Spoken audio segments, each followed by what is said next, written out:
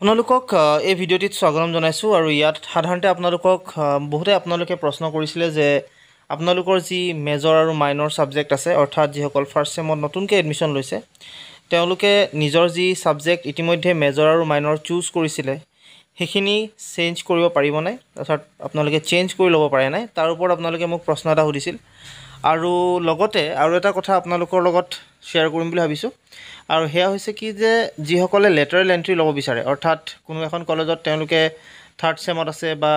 আপোনালোকে যদি বেলেগ এটা সেমত আছে তেতিয়াহ'লে তেওঁলোকে আহি বেলেগ এখন কলেজতো অন্য এখন কলেজতো আহি তেওঁলোকে তাত সেই সেমিষ্টাৰ যিটো সেমিষ্টাৰ তাত আছিলে সেইটো সেমিষ্টাৰ আসলতে তেওঁলোকে এডমিশ্যন ল'ব পাৰিব নে নাই তাৰ বিষয়ে আপোনালোকক মই জনাম সো ইয়াত দুটা বিষয় বিশেষকৈ আপোনালোকৰ লগত সম্পৰ্কিত হ'ব এটা হৈছে যদিহে মেজৰ মাইনৰ আপোনালোকে আসলতে চেঞ্জ কৰিব বিচাৰে পাৰিবনে নোৱাৰে আৰু যদি পাৰে তেতিয়াহ'লে কিমান দিনলৈকে পাৰে কোড ক'ব লাগিব কি ক'ব লাগিব গোটেইখিনি কথা আপোনালোকৰ লগত আলোচনা কৰোঁ বুলি এই ভিডিঅ'টো মই প্ৰস্তুত কৰিলোঁ সো আপোনাৰ আশা কৰিছোঁ ভিডিঅ'টো আপোনালোকে শেষলৈকে চাব আৰু আপোনালোকৰ যি প্ৰশ্ন সেই প্ৰশ্নৰ উত্তৰবিলাকো আপোনালোকে বিচাৰি পাব সো আপোনালোকৰ লগত প্ৰথম যিটো ডিছকাশ্যন আছে সেইটো হৈছে যিসকলে লেটাৰেল এন্ট্ৰি ল'ব বিচাৰে লেটাৰেল এন্ট্ৰি অৰ্থাৎ আপোনালোকে যদি বেলেগ এখন কোনোবা এখন বেলেগ কলেজত আপোনালোকে পঢ়ি আছে XYZ কোনোবা এখন কলেজত আপোনালোকে পঢ়ি আছে আৰু যদিহে আপোনালোকে থাৰ্ড সেমত আছে বা তেনে আপোনালোকে পিছৰ সেমত আছে অৰ্থাৎ ফাৰ্ষ্ট সেমৰ নহয় আসলে ধৰক আপোনালোকে পিছৰ সেমত আছে তেতিয়াহ'লে আপোনালোকে যদি ভাবে যে আপোনালোকৰ মনে বিচৰা কোনোবা এখন কলেজত বা ঘৰৰ ওচৰৰ কোনোবা এখন কলেজত যদি এডমিশ্যন ল'ম বুলি ভাবিছে তেতিয়াহ'লে হেয়া আপোনালোকে কৰিব পাৰে আৰু ইয়াৰ ক্ষেত্ৰত আপোনালোকে যিটো সেমিষ্টাৰত আপোনালোকে তাত আছিলে সেই আগৰ কলেজখনত তাত এই নতুন কলেজখনতো আসলতে আপোনালোকে সেই সেম টু সেম সেমিষ্টাৰতে এডমিশ্যন ল'ব পাৰিব এয়া আসলতে আজিৰ পৰা হয়তো আপোনালোকক ওপেন কৰি দিছে আৰু আপোনালোকে এয়া কলেজলৈ গ'লেই গম পাব তাত ক'ব লাগে আৰু কোৱাৰ লগে লগে আপোনালোকে গম পাই যাব গোটেই কথাখিনি আপোনালোকক বুজাই দিব দ্বিতীয় প্ৰশ্ন আপোনালোকৰ আছিলে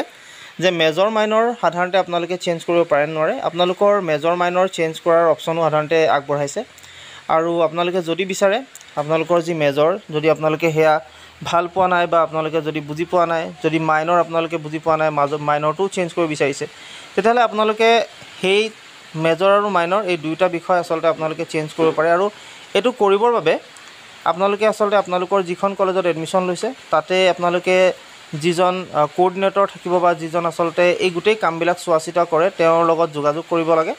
আৰু বা আপোনালোকে তাত থকা শিক্ষকসকলৰ লগত কথা পাতিব নিশ্চয় আপোনালোকক সহায় কৰিব তেওঁলোকে আৰু যিজনে এই গোটেই কামবিলাক কৰি আছে তেওঁক কথা পাতিব গোটেই কথাখিনি বিষয়খিনি জনাব আৰু জনোৱাৰ লগে লগে আপোনালোকে ইয়াৰ ক্ষেত্ৰত যিটো পৰিৱৰ্তন কৰাৰ যিটো কথা মেজৰ চেঞ্জ কৰা বা মাইনৰ চেঞ্জ কৰা এইখিনি আপোনালোকে কৰি ল'ব পাৰে এই কথাখিনি আসলতে আপোনালোকে যিজন আপোনালোকৰ ছাৰ সেই ছাৰজনক ক'লেও হ'ব আপোনালোকক তেওঁ আসলতে এই গোটেই কথাখিনি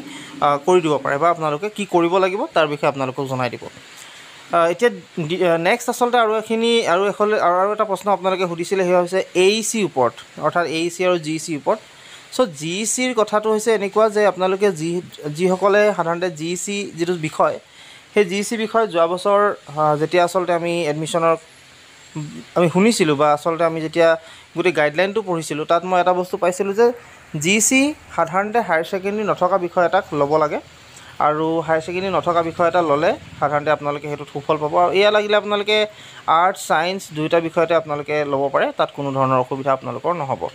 সো GEC সাধাৰণতে জেনেৰিক ইলেক্টিভ কোৰ্চ যিটো হয় সেইটো আসলতে আপোনালোকৰ আগত নথকা হ'ব লাগে আৰু সেই ছাবজেক্টটোকে আসলতে আপোনালোকে লৈ ল'ব পাৰে ইয়াত আপোনালোকে ছায়েন্স আৰ্টছৰ কোনো ধৰণৰ কথা নাই আৰু